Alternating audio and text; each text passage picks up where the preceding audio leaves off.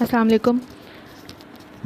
Mathematics online class का third lecture algebraic functions. इसमें हम इस लेक्चर में हम टाइप्स ऑफ फंक्शन पढ़ेंगे। सबसे पहले है आपके पास algebraic function. Those functions which are defined by algebraic expressions, वो फंक्शंस जो कि अलजेब्रिक एक्सप्रेशन से डिफाइन किए जाएं वो क्या कहलाएंगे? Algebraic function.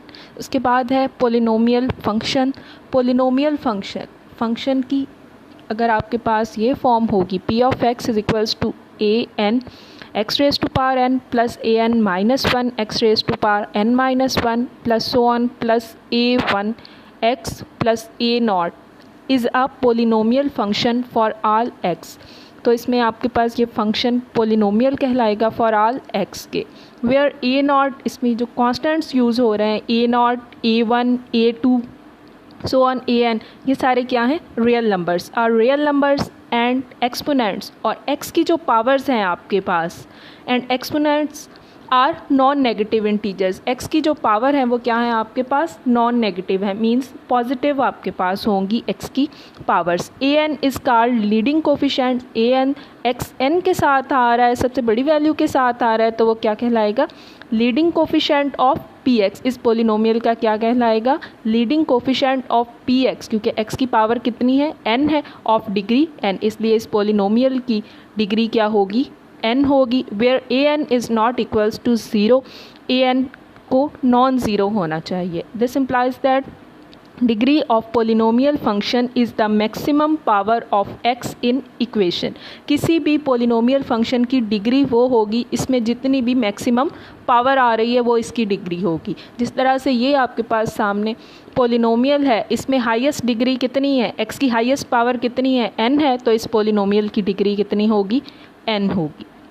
ये पोलिनोमियल दिया हुआ है P of X is equals to two X raise to power 4 minus 3x cube plus 2x minus 1। तो इसमें x की हाईएस्ट पावर क्या है? 4 है, तो इस पोलिनोमियल की डिग्री कितनी होगी? 4 होगी। नेक्स्ट है लीनियर फंक्शन। लीनियर फंक्शन की डेफिनेशन ये है, if the degree of the polynomial function is 1। अगर किसी भी पोलिनोमियल फंक्शन की डिग्री 1 होगी तो वो क्या कहलाएगा? इज़ कॉल्ड लीनियर फंक्शन, तो वो लीनियर फंक्शन कहलाएगा।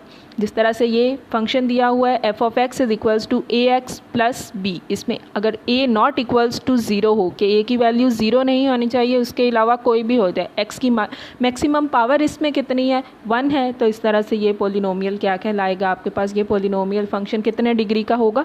1 डिग्री का होगा। नेक्स्ट है आइडेंटिटी फंक्शन। आइडेंटिटी फंक्शन कौन सा होगा? फॉर एनी सेट एक्स, किसी भी सेट एक्स के लिए a function I X to X of the form y is equals to x or f of x is equals to x, तो वो function क्या कहलाएगा? आइडेंटिटी फंक्शन कहलाएगा। Identity function simply आपके पास वो होगा जिसमें डोमेन और रेंज, जो डोमेन हो वही आपके पास क्या हो? रेंज हो, तो वो फंक्शन क्या कहलाएगा? Identity function. I of X is equals to A X plus B.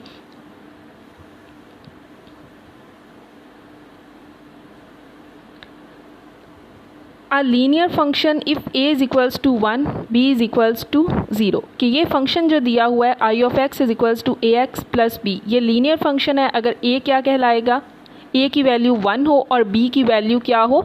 0 हो। i of x is equals to x ही हो जाएगा, मीन्स जो आप पुट कर रहे हैं वही आपको क्या हो रहा है? ऑब्टेन हो रहा है। जो डोमेन है वही क्या है? रेंज है, तब ये फंक्शन क्या कहलाएगा?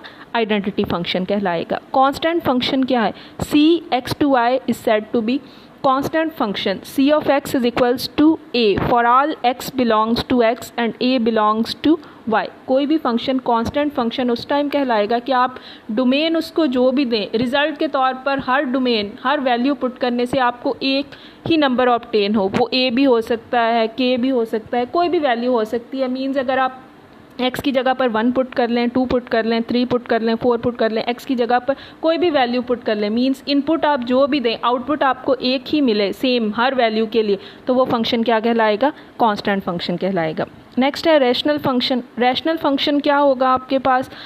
r of x is equals to p of x over q of x की फॉर्म में होगा। इसमें दोनों p of x and q of x are polynomial. ये दोनों क्या होंगी? पोलिनोमियल्स होंगी। नोमिनेटर में भी पोलिनोमियल होगी और डिनोमिनेटर में भी पॉलिनोमियल होगी और डिनोमिनेटर की पॉलिनोमियल नॉट इक्वल्स टू 0 होगी, means Q of X not equals to 0 होगा, तो ऐसे फंक्शन आपके पास रैशनल फंक्शन होगा। Domain of rational function is the set of real numbers for which Q of X is not equals to 0।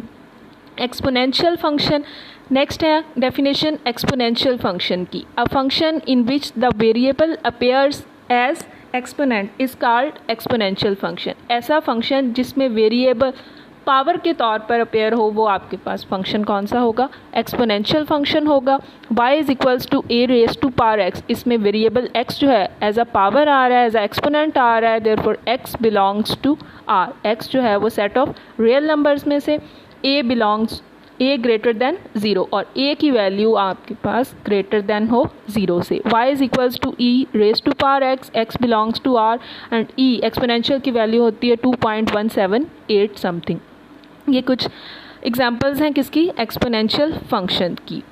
Next है logarithmic function. Logarithmic function इस form में होगा, if x is equals to a raise to power y then y is equals to log a x, x greater than 0, a greater than 0 but a is not equals to 1। a is called base of logarithmic function, तो a इसकी क्या होगी, logarithmic function की base होगी और apply किस पे हो रहा है, वो x पे हो रहा है। then y is equals to log ax is called logarithmic function of base a।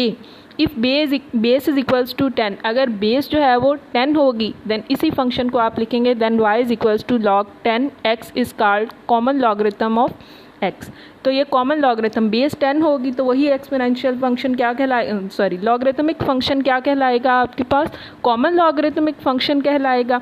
If base is equals to e, अगर बेस e होगी जिसकी वैल्यू होगी 2.718 तो यही फंक्शन लॉगरिथमिक फंक्शन अगर बेस e हो जाएगी वो log e x लिखा जाएगा या आप इसको ln x भी लिख सकते हैं, वो क्या कहलाएगा, नेचुरल लॉग कहलाएगा।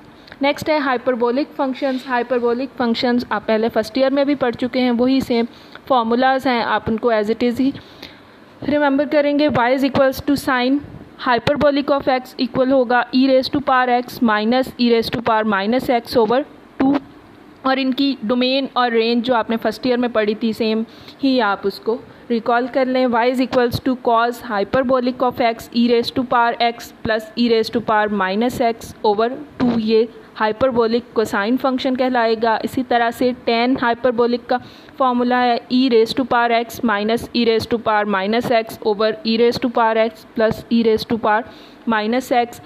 सीकेंट हाइपरबोलिक का फॉर्मूला है जो कि इक्वल होगा 1 over cos hyperbolic of x के इक्वल आ जाएगा 2 over e raise to power x प्लस e raise to power minus x। Cosecant hyperbolic of x का फॉर्मूला होगा 1 over sine hyperbolic of x जो कि इक्वल आ जाएगा 2 over e raise to power x minus e raise to power minus x। Inverse sine hyperbolic of functions ये BSc level की study है, इसमें आपके सिलेबस में इंक्लूड नहीं है। नेक्स्ट है क्वेश्चन नंबर नेक्स्ट आप इसमें फार्मूलाज मेंशन है y is equals to sine hyperbolic inverse of x, ये लॉगरिथमिक की फॉर्म में आपको फार्मूलाज दिए हुए हैं तो इनको आप एक दफ़ा रीड आउट कर लें। यहाँ तक आपका थर्ड लेक्चर जो है वो ख़त्म होता है। ठीक है, अल्लाह हाफिज़।